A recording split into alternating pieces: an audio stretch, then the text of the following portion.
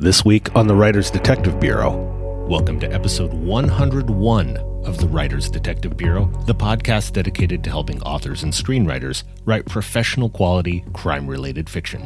And just like a 1980s TV show, this is actually the second half of a to-be-continued episode, as it comes from what I recorded as a 3.5-hour long Facebook Live in the Writers Detective Q&A Facebook group to create episodes 100, which released last week, and episode 101, which is obviously what you're listening to right now.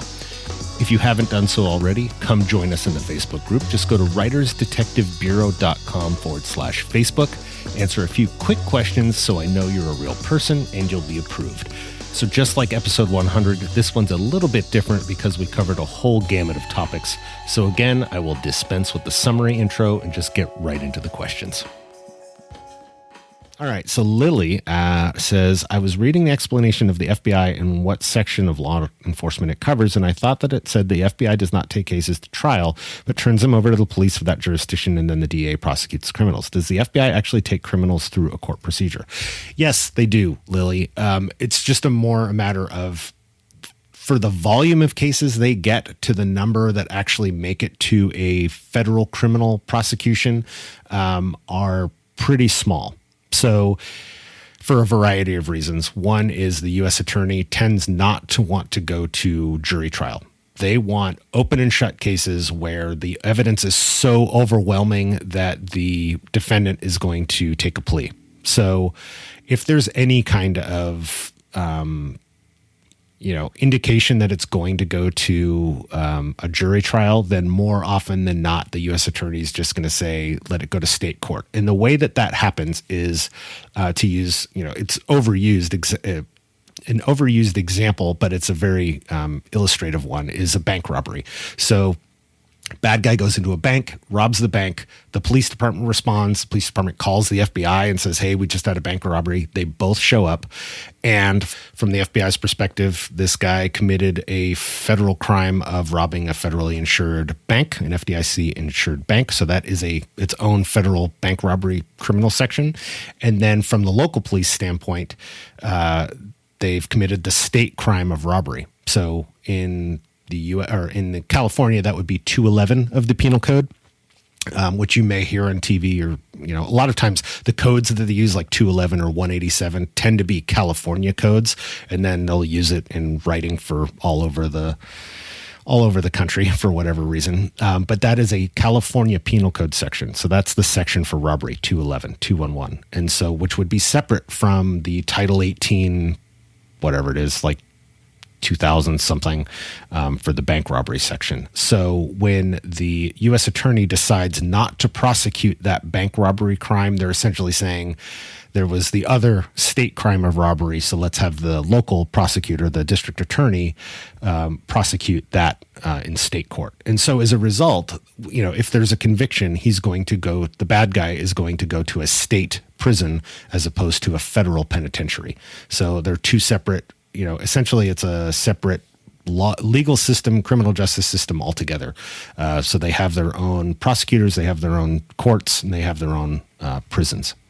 So that's the difference. And statistically, yes, most of the crimes that the federal agencies, whether that's FBI or Border Patrol, like we talked about earlier, or certainly DEA, for drug cases, the majority of those cases end up going to state courts just because they're much more set up for the workload, and that's just kind of the tendency of the U.S. Attorney's Office.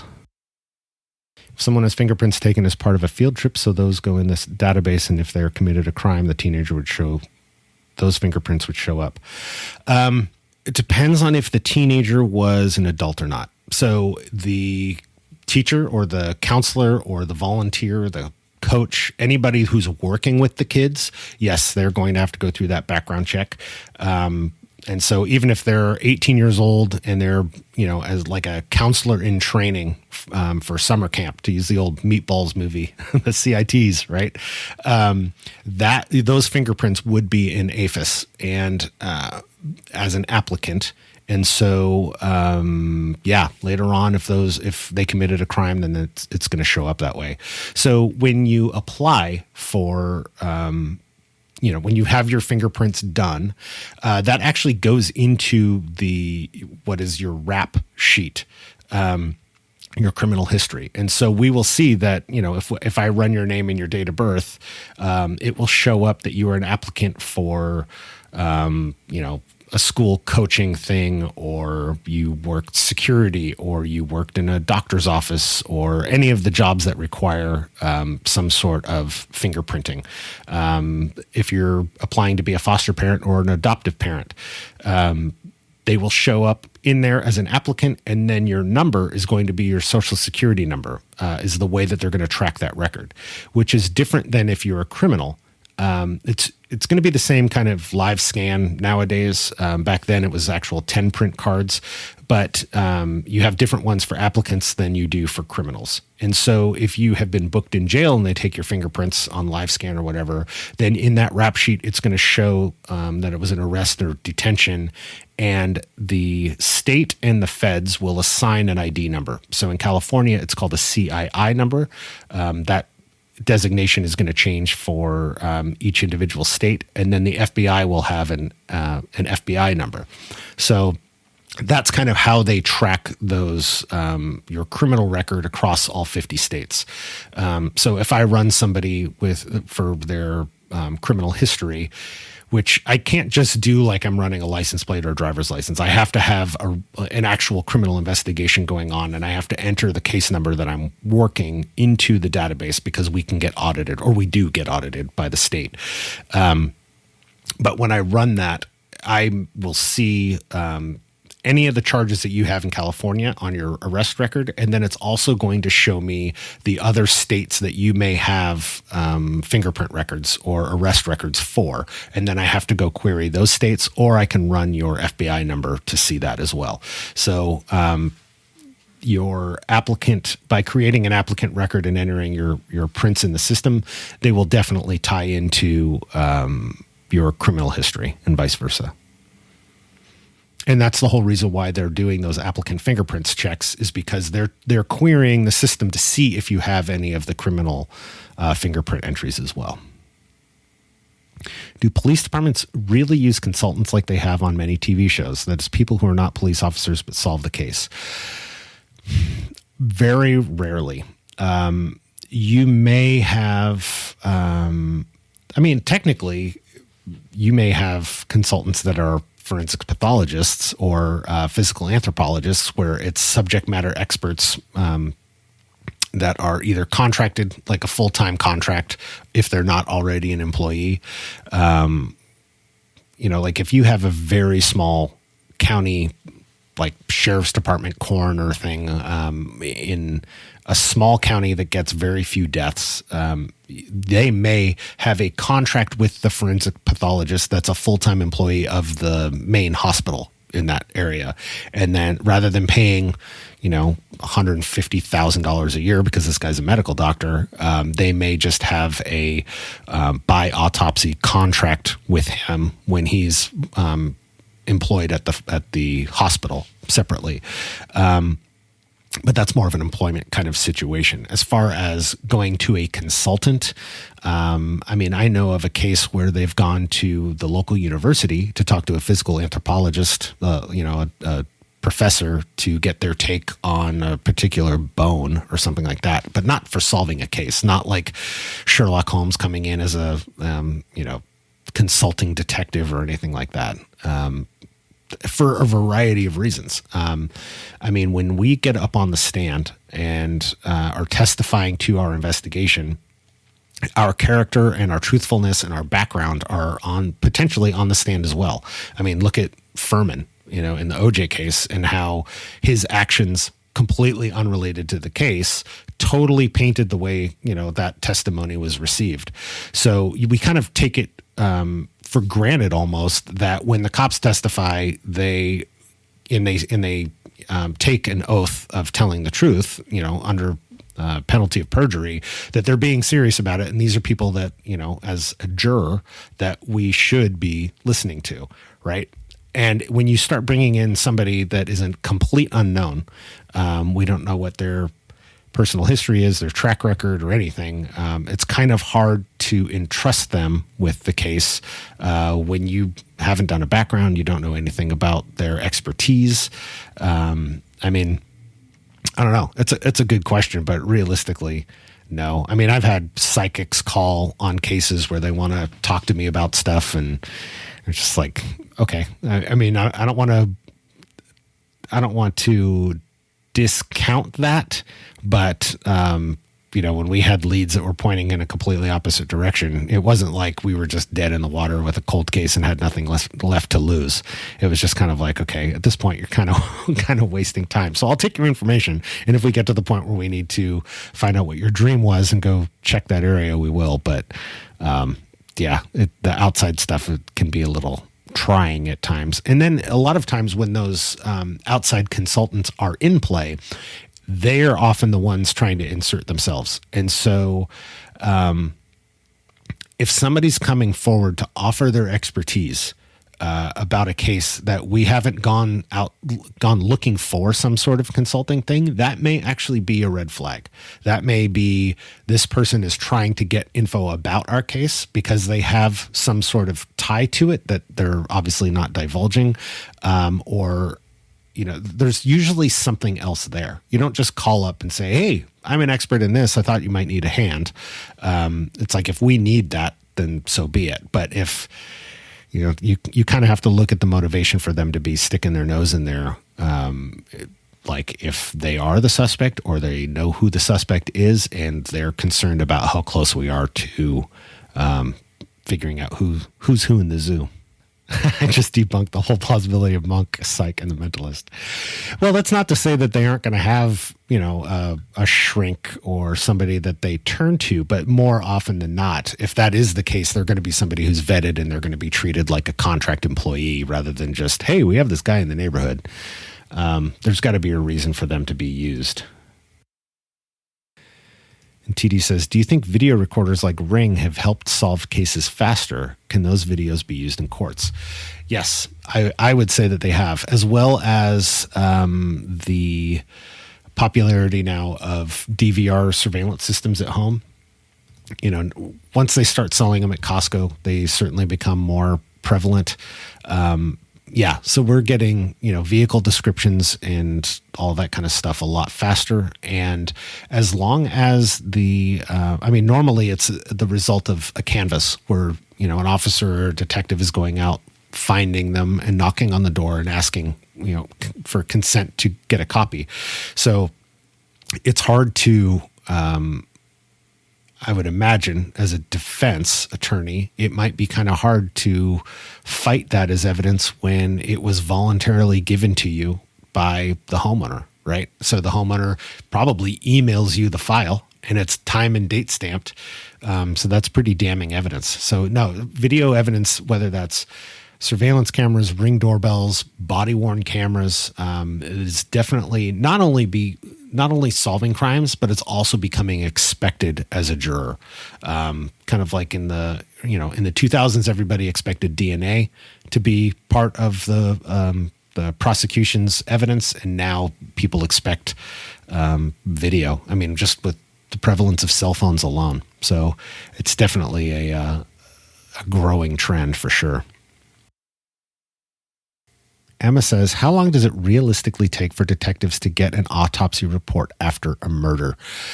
It can take a few days. Like I was talking about earlier, I'm not sure if you were on, but they will end up kind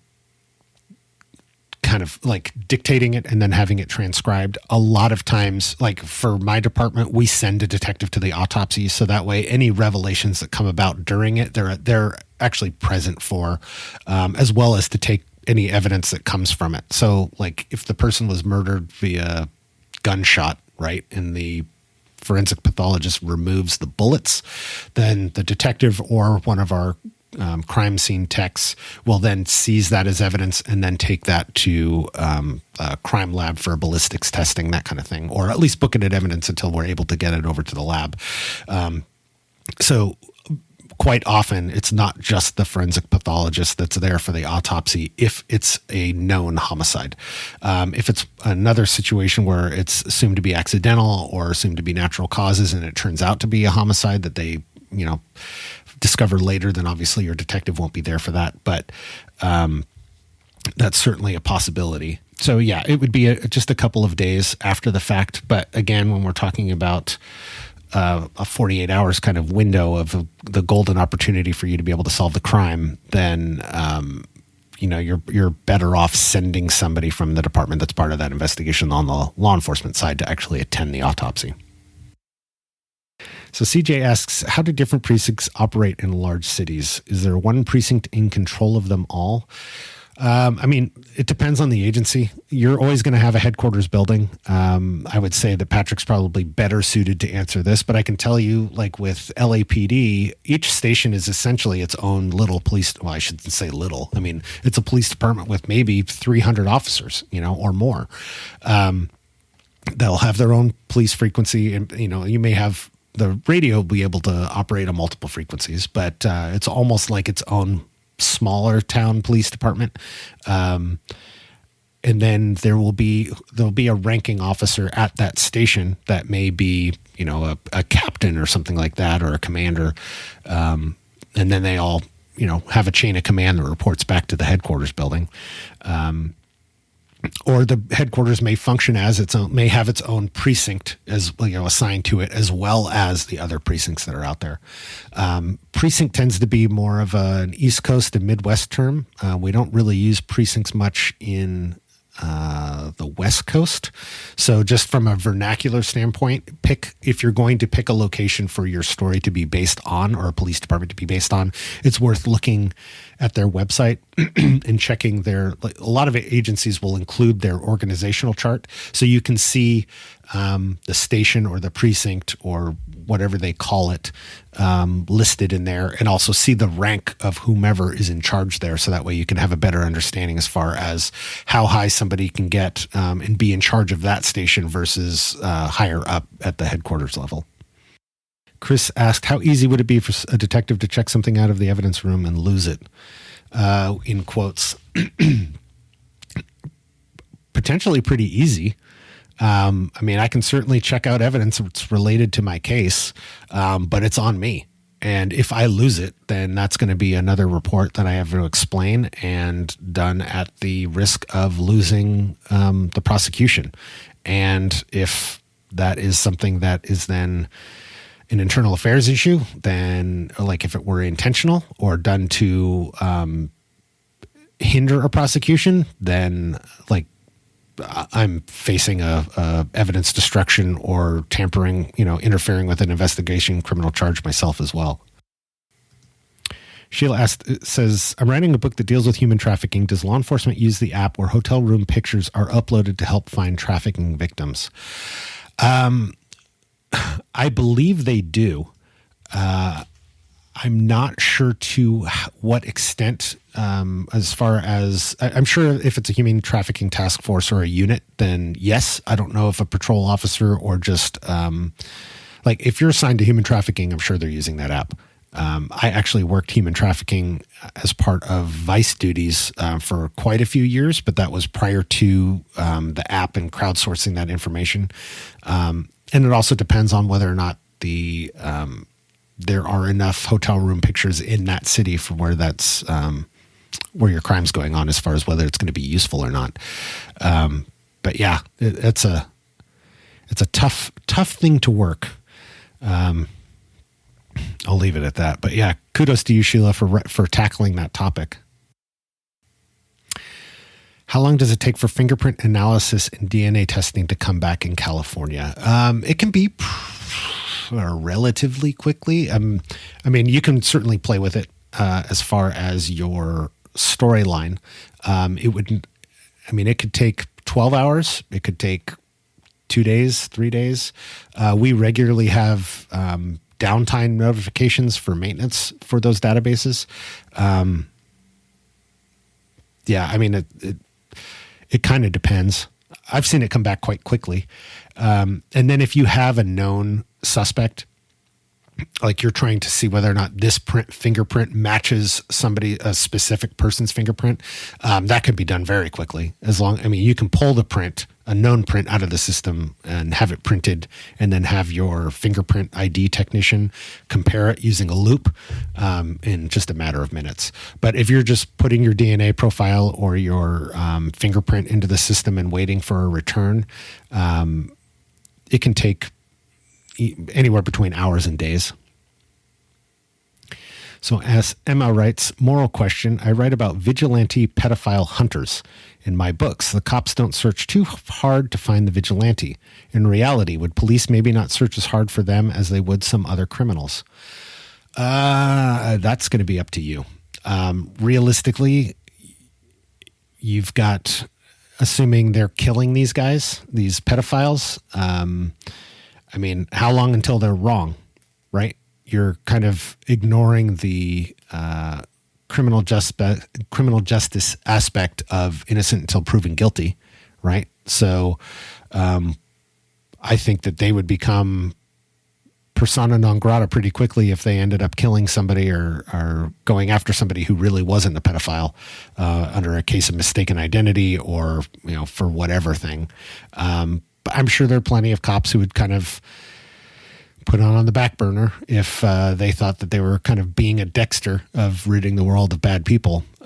But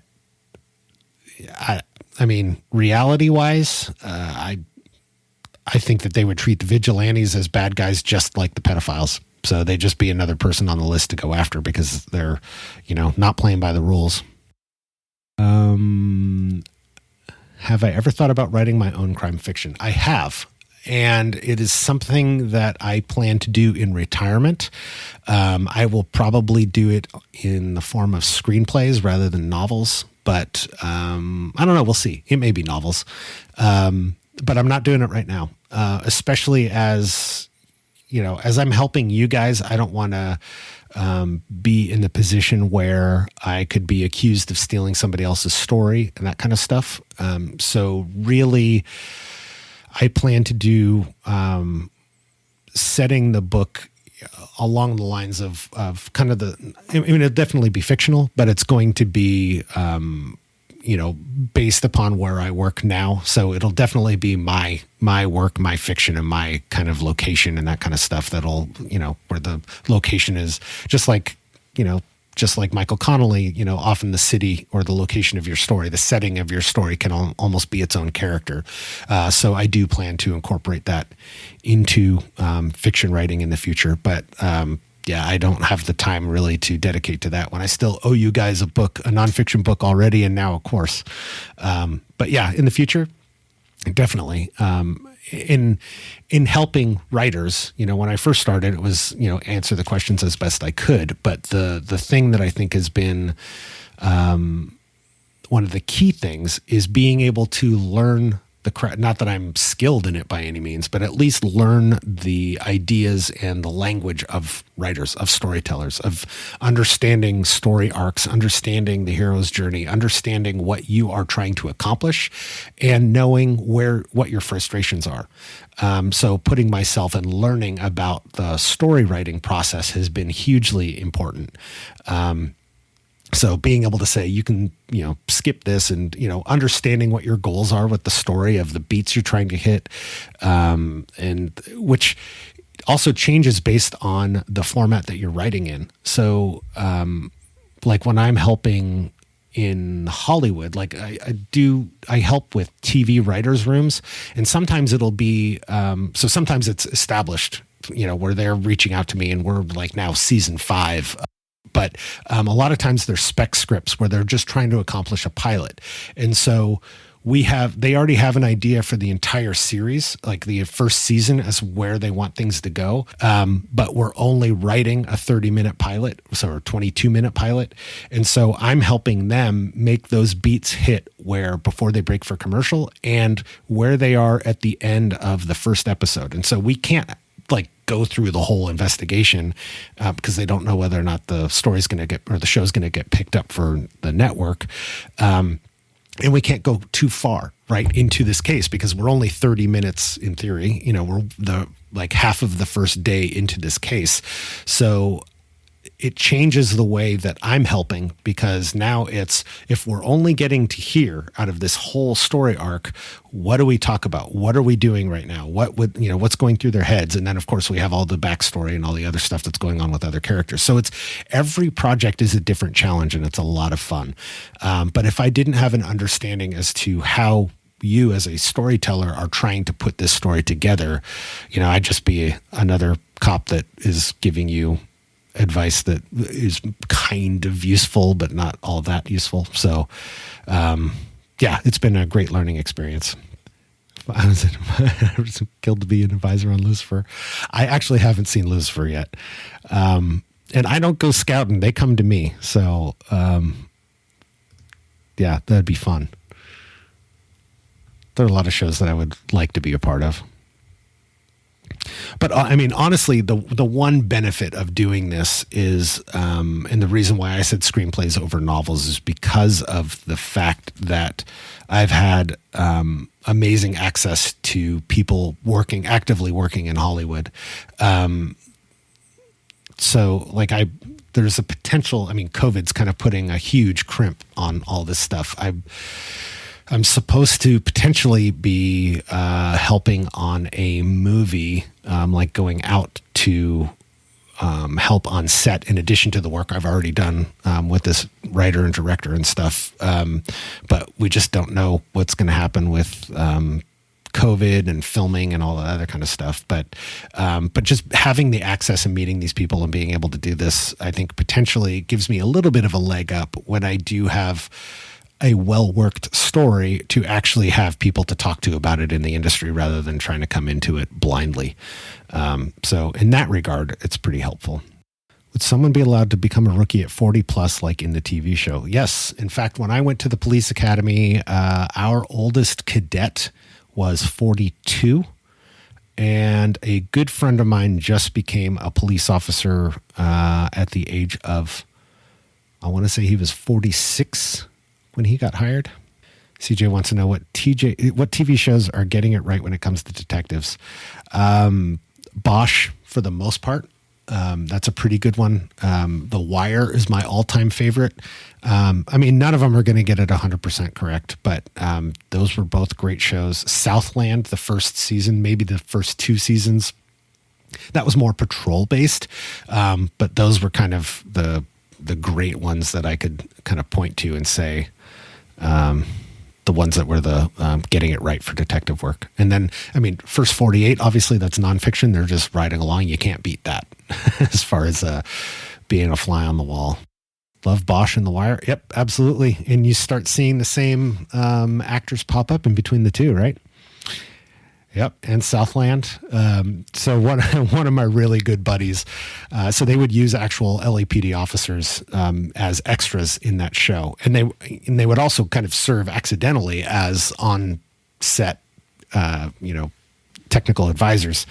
And so I came home and was watching Southland one night, and one of my really good friends from LAPD, his big fat head was on the screen, like as a scene where he was attending briefing where they were talking, where the sergeant was talking, giving a briefing or whatever. So I snapped a photo and sent it to him. I come home to relax and your big fat head is on my screen. So, it was one of those things where it's just like, your actor is about to pull a shotgun out of a car, and the officer who's the off-duty officer who's standing in as an extra is kind of like, do that, you're going to shoot your partner. So this is the way we actually do it. So you can't beat having cops on set to be able to kind of direct help. So thank you so much for listening this week.